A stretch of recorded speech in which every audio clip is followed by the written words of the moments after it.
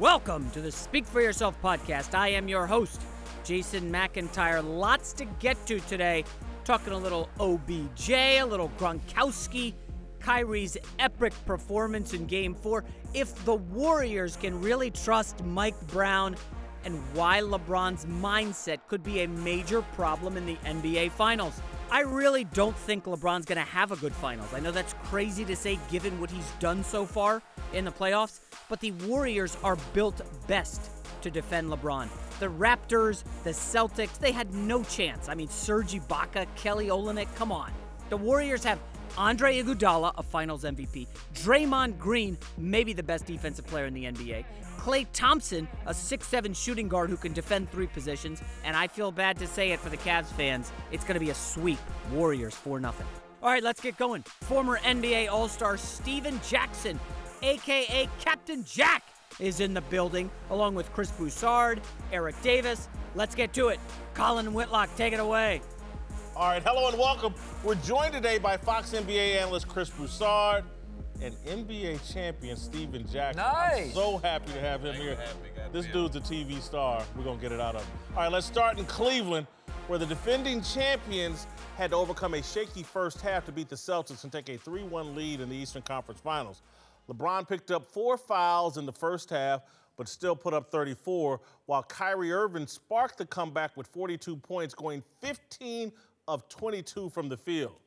Colin, who was more impressive, Kyrie or LeBron? You're going to think I'm crazy. LeBron James. The reason bands break up, do you know why they break up? Because the lead singer doesn't share the microphone. This is why the Eagles fight. This is why LeBron, you think Kobe... I thought it was drugs and groupies. And with the fat boys, it wasn't enough food. Last night, LeBron, 15 minutes. Go. You think Kobe does that? You think Kobe removes himself for 15 minutes? We all love Jordan. Think Jordan does that? Nope. The great bands, U2, the Stones, they stay together because Mick lets the other guys take the stage from time to time. For 20 minutes last night. What happened in Miami? By the way, he let Wade have those. This is why people want to play with... The band broke up. No. So he got the 4th foul on purpose? Is that what you're saying? No. That's when he turned it over to Kyrie. Yeah, but he came back in, and Kyrie still, LeBron defers. This is why guys take pay cuts for LeBron. He shares the stage. Guys don't take max guys don't take pay cuts. All right, you know, the reserves who want to win a championship, they go take pay cuts. Look, LeBron was fine. But there's no way Kyrie wasn't the most impressive guy. It's 2-2 if it's not for Kyrie. No question. I'm sorry. Like, he scored, 33 points in a quarter and a half. They go from down 10 to up 7. Yep. End of story. Kyrie Irving won the game last night. This the same guy, though, that's talking about he need more help, he need playmakers. You got probably the top 2 best point guard in the league in Kyrie Irving. Let him shine. What Kyrie has to do for them to be successful, he has to do what Steph is doing now in Golden State. Yeah. Steph is not saying, I have to get KD off first, then I got to keep going.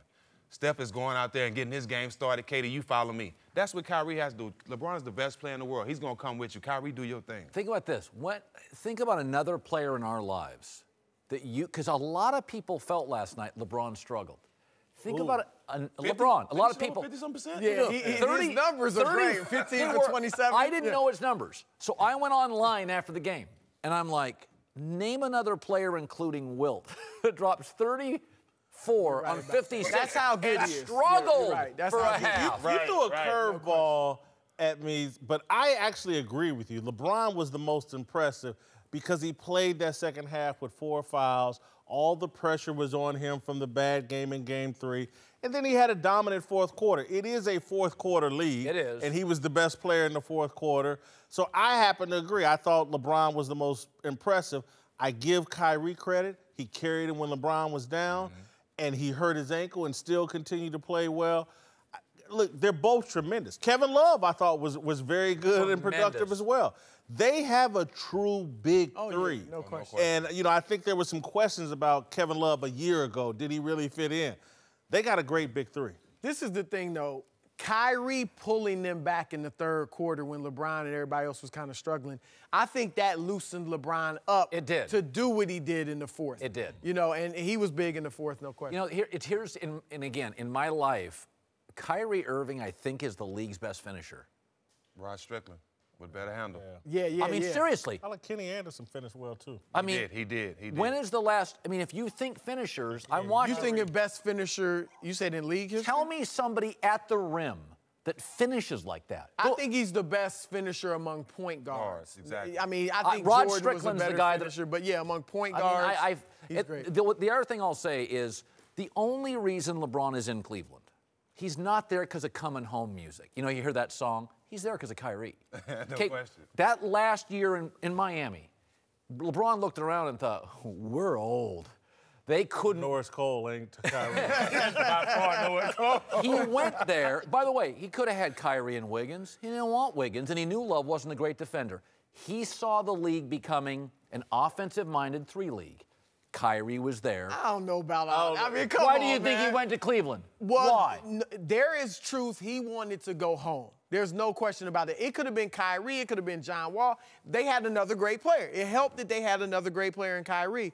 But he did want to go home. I don't think he foresaw, wow, it's going to be all three-pointers in 2 years, and Kyrie can do that. Because I talked to LeBron when they first met Golden State in the finals in 2015. I said, do they remind you of San Antonio that just waxed Miami the year before? He said, nah, they a jump-shooting team. Jump-shooting teams don't win championships. He didn't foresee this becoming a jump-shooting league. I want to defend Colin in this regard. Remember when he left Miami, the rumor, what was the Shabazz kid out of college that he wanted as the point guard? And he's looking over and like, hold on, they got Kyrie Irving. And this dude does, you know, other than a handful of people, no one finishes like Kyrie with either hand, in traffic, being fouled, twist my ankle, I'm still going to continue to play. There's some truth to what you're saying. To the Warriors, who are still unsure whether their coach Steve Kerr will return in time for the finals. Kerr has been out since April 23rd while dealing with complications, a little bit of a mystery, but it's a back surgery issue. Taking his place is Mike Brown, who has the distinction of being fired not once, but twice as head coach of the Cavaliers. Whitlock, do you trust Mike Brown to lead the Warriors in a potential matchup against LeBron and the Cavs? Yeah, listen, I think Golden State has so many weapons that I think Steve Kerr is overrated. I think the best coach, and I'm not saying this to be controversial, but the guy that put the work in and laid the foundation was Mark Jackson. And I'm not knocking Steve Kerr. He's done a tremendous job, took him to the next level. But I've seen Luke Walton win there. I've seen Mike Brown now win there. I've seen Mark Jackson win with an immature team, and Kerr gets the benefit of a very mature team. I think they'll be fine with Mike Brown. I'm not saying you're wrong. Let me throw this out there. There's a guy in the NFL that reminds me of Mike Brown. We love him. He has some success. Been fired a couple times. He's known as a defensive specialist. And in the end, we see him as a 2, not a 1. And his name is Wade Phillips. I knew that. Wade Phillips and Mike Brown. Awesome comparison. You cannot find anybody to criticize him.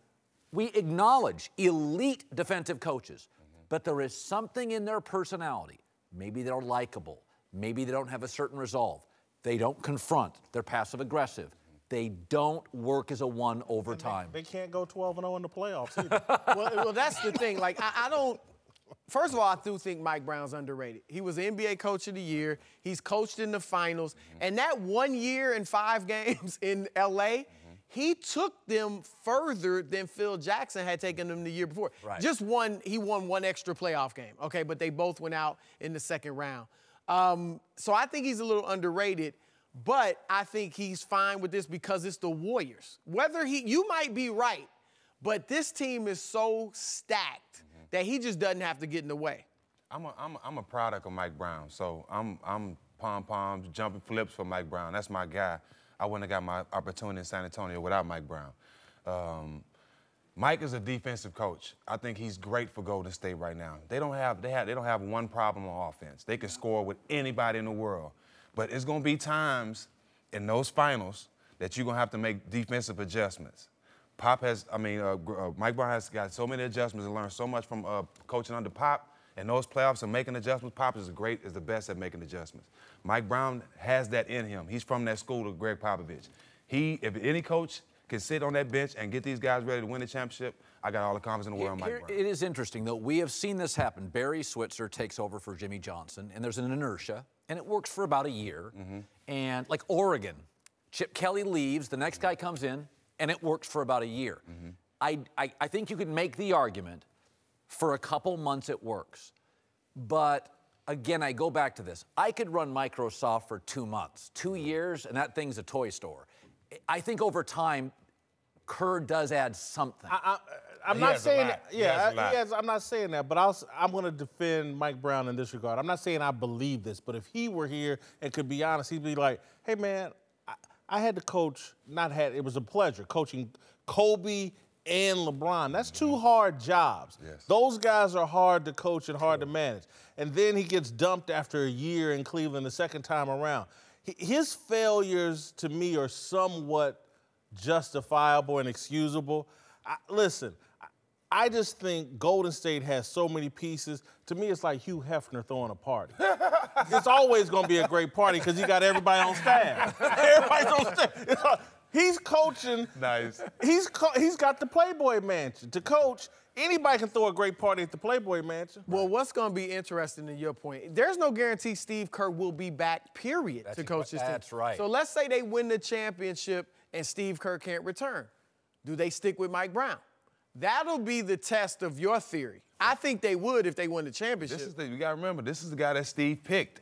Steve knew what situation he was going to be in. Steve knew he wasn't going to be able to show up at all the games because of his back situation. So he picked Mike Brown. So if anybody has confidence in Mike Brown, the head coach of the team does. Don't knock. We're not asking you to knock Mike Brown. But what is a legitimate criticism of him? That he's not the in-your-face guy. That he's just not that. He talks proper. You know, he's not what you expect from a black coach. You know, he's not the in-your-face, curse you out type of guy. You know, he's a student of the game. You know, like I say, he comes from Greg Popovich. So nobody on that sideline is the in-your-face, curse you out type of coach. None of them. They're all smart, intelligent coaches. But he carries the baggage because he's black and people expect him something. to be that. But when he gets his next head coaching job, that's my guy. He's bringing me on as a coach when he gets his next coaching job, so I'll handle all of the nonsense. Look, he's coached LeBron, Kobe, and now Kevin Durant and Steph Curry. By the way, that's blessings you know right what there. you find about Mike Brown? A lot of players like him, but Kobe and LeBron didn't because Kobe and LeBron are demanding, and they don't want to have to do all the yelling and screaming. So maybe Kobe and LeBron, they want to pop. They don't want to have to do that. Right. So other players. LeBron don't want to coach. Here's the thing with LeBron, though, because obviously be the GM president. They obviously had tension in Mike's first stint there. But when they rehired Mike Brown in Cleveland, don't think they didn't get the blessing of LeBron, Rich Paul, LeBron's age. Not that Rich said, we're coming back, but they checked with him. Look, would Mike Brown be a deterrent to LeBron coming back? All right, welcome back. Joined now by Super Bowl champ Eric Davis, founder of the Big League, Jason McIntyre. Let's move to the National Football League. Now, we all know the true measure of an athlete is the size of his shoe deal. And now Odell Beckham Jr. is reportedly about to sign a massive shoe deal with Nike. It is set to be the biggest shoe deal ever for an NFL player. You don't need to have an Instagram account to know that OBJ tends to put his image ahead of the team. Whitlock, should the Giants be concerned about the star receiver's record shoe deal? This is not an OBJ comment. If I were the NFL, one of the advantages they have over the NBA is their players are dependent almost all on the NFL. Right. They don't make as much money off the field as basketball players. They don't get $500 million shoe deals where you're really working for Nike or Under Armour more than you are your team. Odell with a second revenue stream that trumps his New York Giants revenue stream at the moment. Yeah, that would be a concern for me, a guy that's more worried about increasing his image and building his shoe brand than winning football games. I think it's actually, this is going to be a day that changes the league. I don't know what it does for the Giants, but I will say this. We may look back 20 years and say, he's the Michael Jordan of shoes. Nobody talked about shoes. Nobody cared about the NBA shoes 35 years ago. Michael made it. No. Like no, I'm not saying. Dr. J's? Well, no, you're right, Dr. J. Yeah. But I had to get him. think about this.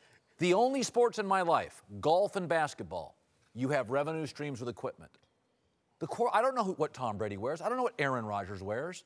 This is a new day. The NFL, sensing the players feel they're too draconian, is now shifting toward an NBA business model, or at least allowing it. I mean, go ahead, Aaron. No, I'm just listening to both of you guys. You're saying you don't know what Tom Brady wears, you don't know what Aaron Rodgers wears, but you know about that discount double check. You know that Peyton Manning, his chicken parm tastes so good, right? You saw that commercial. You understand that every Papa John's probably is owned by him. What's the difference? Yeah, well, those Tom guys Brady won is in Super Bowls, Uggs. Oh, wait, hold on.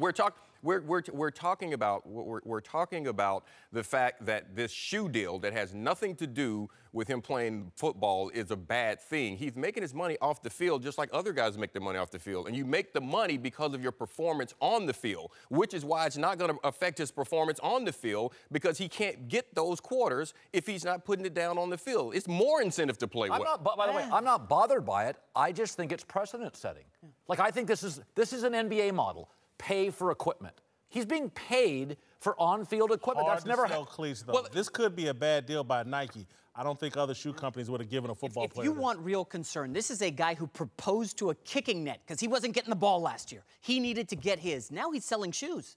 He's got to enhance the brand. Nike doesn't care about wins and losses. They want the stats. They want the social media. That's what he's going to be gunning for. Again, guys, this is a player whose coach, GM, owner all said he's got to grow up. And he skips the OTAs to hang out with Johnny Manziel. But you know what? He's a receiver. These guys are all artists. Thank you. I mean, I don't care. Seriously. Well, except for the fact, that's why I've been critical of Cam. I always say this. This is why I'm not a Trump fan. I want my presidents to be presidential and my quarterbacks to be quarterbackial. I don't give a rip if my wide receiver is a diva. You're talking about precedent, though. The precedent that's being set is a guy that hasn't won a championship has the record shoe deal in the NFL. You go to the NBA, it's the best performers that have those deals. Odell is one of the best performers. Well, hold on. That have won championships. That's why the Derrick Rose. I'm sorry. That's why football is so different because of the fact that one guy can't win a championship. One guy can screw it up for everyone. Odell is one of the top performers at his position. Yeah. He's on a Hall of Fame pace at his position. And he plays an exposed position. So the quarterbacks, the DBs, the wide receivers, if you are a baller at that position, these companies are going to come. He did screw it up for them in the playoffs with the boat trip. Yeah, we can agree on that. No, wait, hold on. Let's not say he can't screw things up. The boat trip had nothing to do with them losing a football game. All right, welcome back. Chris Broussard and Steven Jackson are here. Let's return to the NBA. If LeBron wanted to erase the memory of that terrible Game 3 loss, he didn't exactly get the job done in the first half. Last night, he had 4 fouls, and then he bricked a dunk so hard the ball had more hang time than he did. Earlier this week, his teammate J.R. Smith said LeBron needed to be more aggressive, and last night, Richard Jefferson blamed the struggles in Game 3 on LeBron being sick. Colin, despite his fourth quarter heroics, is it still fair to question LeBron's mindset going forward? Yeah, and here's why. He's 1 for 10 in his last threes. When LeBron does go into defer mode, it's generally on one thing. He loses confidence in his jumper. Mm-hmm. And when LeBron does, now he has matured to the level, like last night you saw what he does. I'm just going to attack the rim. And he's really good at it. He had 24 in the second half, only 4 shy of his career high. So he is back. But LeBron's at his best when he's not tentative, and he's not tentative when the three-point shot and the jumper is zoned in. He's 1 for his last 10 threes, so if he goes out against Boston and is 0 for his first 4, he will change his game. And again, he's still effective, but LeBron at his best is hitting on the perimeter, forcing you to close, allowing him to drive. I'm not worried about his mindset. I do think the first half, though, last night could be blamed on his mindset. Charles Barkley at halftime was all on Tyronn Lue. Why are you playing LeBron with 3 fouls? LeBron James wanted to play with 3 fouls because he was thinking about Game 3, and I got to have a good game, and I want to stay out here. Then he picks up his 4th foul. After that, it was over, and LeBron just does what LeBron does. I'm not really worried about his mindset. They're going to finish Boston in 5. He'll be ready for Golden State. I've heard a crazy theory, and after thinking this out, I tend to agree with it. And that is that LeBron stepped back not to have a bad game, but just step back on purpose to get Kyrie Irving to step up and take charge and get himself ready for the next round. Because look at Kyrie, 42% shooting in the first series, 37% shooting in the second series, even though they wasn't playing well. The first game against Boston, LeBron comes out attacking the basket every possession, scores big. Kyrie finishes with 11 points. LeBron knows that he needs Kyrie at his absolute best to have a chance against Golden State. So I think he may have stepped back, not to get 4 fouls or have a horrible game, but step back and see what Kyrie does. Because LeBron's passive-aggressive, right? His tweets, his comments, that's how he motivates guys. He's not going to come and say, look, man, I need you to deliver. He's going to tweet something crazy or just step back and let you figure it out. It's a funny theory, a crazy theory, but it's starting to make sense because him shrinking doesn't make sense to me. He's won championships now. That was early in his career. And by the way, I can't see him doing it This now. is the only year that he's never had pressure. Like, the pressure's on Golden State. This is not, you know, the Dallas year, the pressure was on him. Right. The pressure's on KD and the Warriors. It's not on him. He's been playing bully ball all playoffs. Last game, the referees didn't let him be Debo. He didn't let him push everybody around. They didn't let him just be the bigger guy. So those 4 fouls, they kind of made him tone back. Game 3 wasn't even in his mind. All the players making excuses for him. I don't think none of that was true. He just had a bad game. He's human. Game 4, he took the back because of the foul trouble. I mean, anytime you get 4 fouls, when they know they need you on the court, obviously you don't want to get your 5th foul. T. Lue was smart because, like you said, we need to win this game. We don't want to go back to Boston 2-2. LeBron, if you got to foul out, you're going to foul out. But we need you out here to play this game. I didn't have a problem with that at all. I didn't at all. He had to play. He had to leave him out there. The one reason, though, that I don't believe the theory is there was a play in that game. LeBron's a really smart player. Okay, he's not Kobe. He's not Jordan. He don't have that killer instinct. We got to just let that go. No, it's not He don't have it. No, it's not You got to understand that. He don't have it. No, he's a really smart player.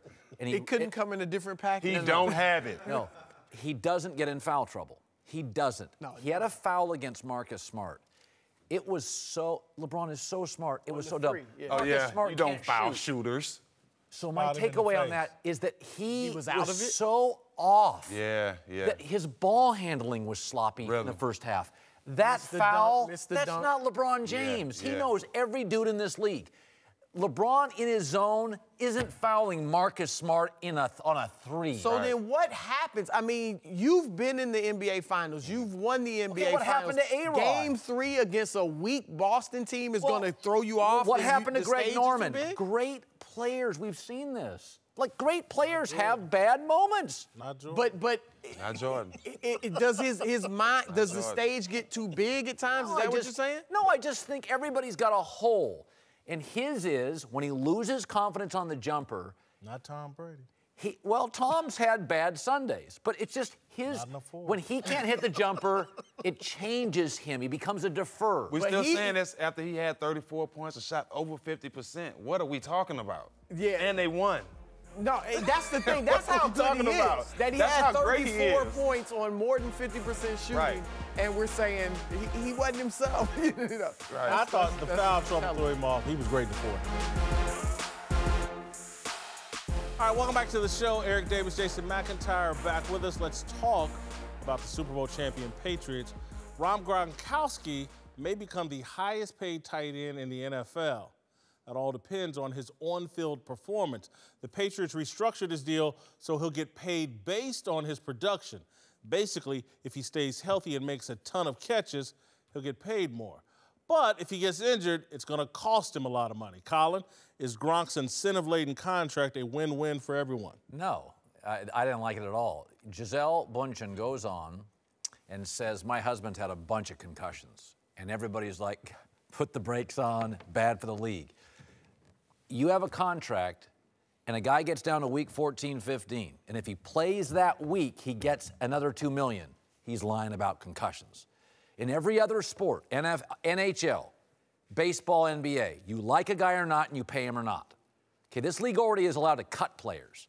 If you're now building contracts based on, I'll pay you more if you play 90% of the snaps, that's when guys lie to get on the field. And what Gisele said, whether anybody liked it or not, Roger Goodell didn't love that moment. Oh, yeah, our star player lies about concussions. This is why guys lie, because you're paying them more to just get on the field. I think Gronkowski is a special case, and guys with tragic injury histories are a special case and have to deal with these types of contracts. I don't think incentive for a proven star like Gronkowski's a Hall of Fame level player. Yeah. They're generally speaking not in this position where they've had his history of injuries to where they would be forced to take a contract like this. If Gronkowski were relatively healthy, he'd be the highest paid tight end regardless of what he did on the field. So I think this is a unique case. Now, do they do incentive-laden contracts? Yeah, for guys at the end of their career, guys coming in, guys with injury histories. So do you like it? You're missing the biggest part, Colin. You're talking about a player saying, I didn't have a concussion, so I'll get on the field. The part of it that you're missing, and this is a capital, all caps win for the Patriots. They control what Gronk does. For some reason, you're looking at this and everyone just assumes that the Patriots are going to do the right thing and throw all the balls to him and make certain that he gets these snaps and make certain that he gets these touchdowns. He wanted more money. They said, okay, we'll give you more money, but this is the way we're going to give it to you. Guess what? They can determine exactly how much they want to play him and pay him. So they are in complete control of this contract, not Gronk. But they had to do something, Eric. I would agree with you. They could have done what Whitlock said. If you like me, pay me the money. They didn't want to. You understand That's who Belichick. That's his role. No, they didn't want to, so they put it in something to where they can control it. But they had to do something. He was the 5th highest paid NFL tight end last year. They didn't do anything. Exactly. So this year, this is monopoly money. His parents went to the Buffalo News, I believe, and complained about the situation with their son. He's underpaid. And now they did something to pay him. But I do agree. He's still underpaid. But he's saying is they'll control it. They control Belichick will write him out of the playbook. So is it not a win for Gronkowski as well as the Patriots? Not if he doesn't get paid. Yes, no, he won't get paid. You suddenly think if he's healthy, he's not going to catch passes. No biggest mismatch in the NFL. more than they want him to catch. That's the point. His salary, he could have. This could turn into be, with all the incentives, $15 million. Well, if we only want to pay you based on amount of time and based on snaps and touchdowns, if we only want to pay you half of that, we control Eric, it. I know Bill Belichick is sinister, but if you think he's dialing up in Week 14 plays away from Gronk just so he doesn't hit it'll happen before then. We just saw the Patriots bend over backwards, and Tom Brady's a special case, but to make sure he got his money.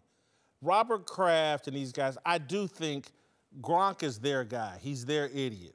I don't think they're going to devise an offense to try to shorten his money or control his money. They're going to try to win as many games as possible and use a guy that they like. And they just won a Super Bowl without him.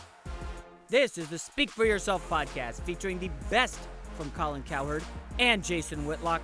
I'm your host, Jason McIntyre. Subscribe to this podcast on Apple Podcasts, folks. We are also on SoundCloud, YouTube. Write us a review. Love those. Positive or negative, we'll take it.